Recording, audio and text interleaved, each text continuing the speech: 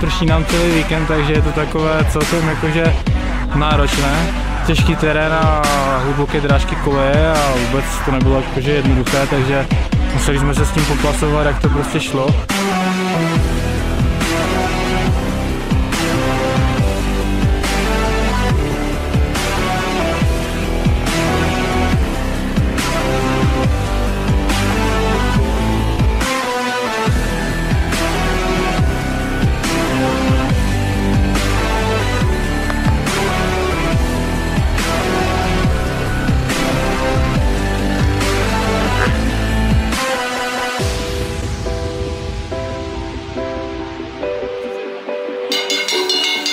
Pojď!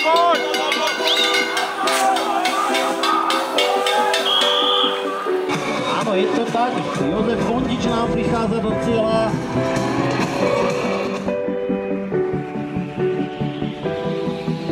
Došli sme až dneska ráno, o to som mal to náročnejšie, ale som rád, že som sa umyslel na 3. mieste.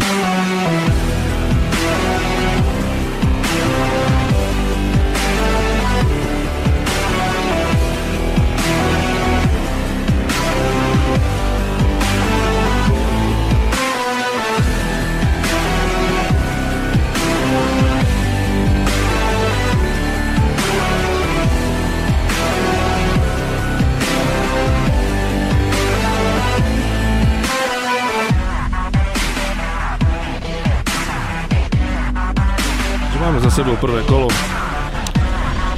Slovenského pohára v Mraznici, ktorá nám neostala nič dlžná a ukázala nám zase svoju privetivú tvár. Teraz pre zmenu nepretržitým dažďom takmer 2 dní, to sme tu ešte nemali, ale trošku sme mohli tráť a ja si myslím, že dopadlo to celkom dobre. Prišlo aj na to strašne zlé počasie, prišlo dosť veľa pretekárov, s čím sme veľmi spokojní. Takže ďakujem všetkým za účasť a snáď o rok bude lepšie počasie.